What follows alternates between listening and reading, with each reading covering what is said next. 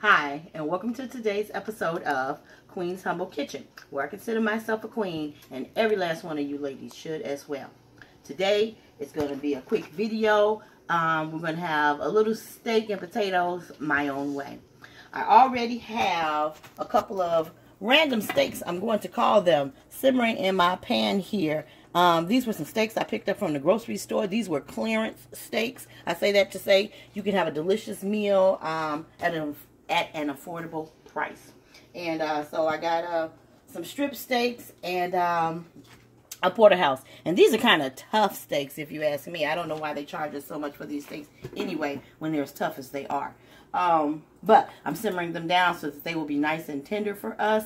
And they're actually about ready because they've been simmering for over an hour. And then in this pot right here, we're going to make magic happen. Let's go ahead and let's take these steaks out for now.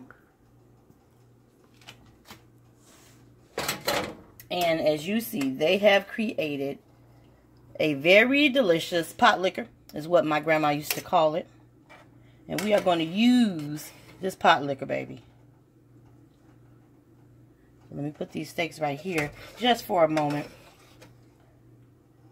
So it looked like I had a porterhouse and a T-bone.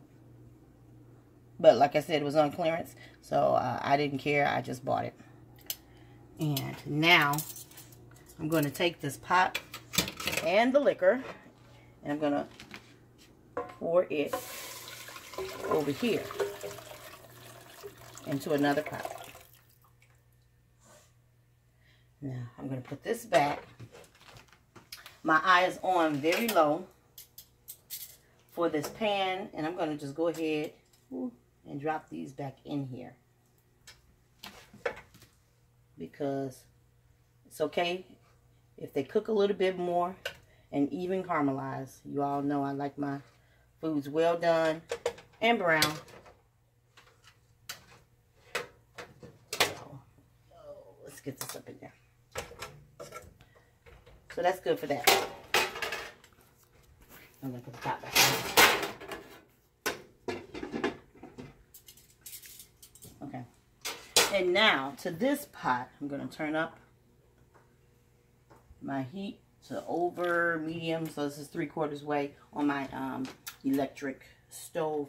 And now I got some chopped red skin potatoes.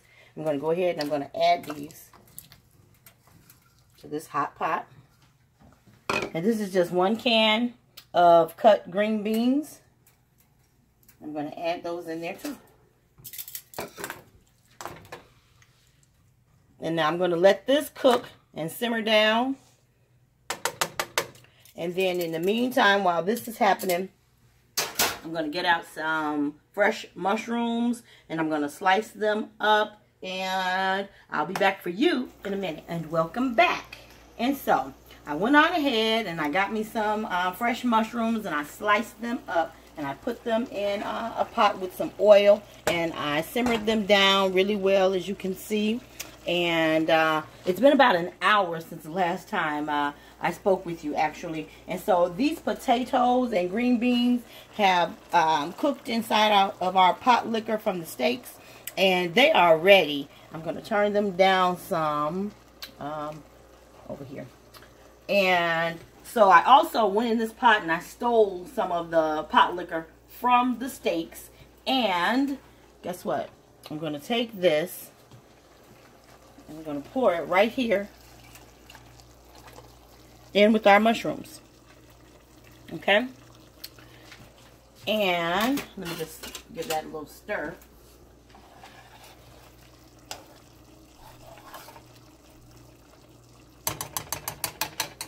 So I really didn't season the mushrooms. The only thing I did was just put some chives in there. Because remember, the steaks were already seasoned when I took the pot liquor from them and I poured it inside the pot with the potatoes and green beans. And so then I took some of that and I shared it here. Okay, so I really didn't have to use much of anything on the mushrooms. And now I have about a half a cup, excuse me, of water. And I'm going to take a teaspoon. This is just cornstarch, and I'm gonna use 2. just like a teaspoon and a half. And that's fine. And now, I'm just going to mix it up in here. And I'm going to turn my heat on the stove top up.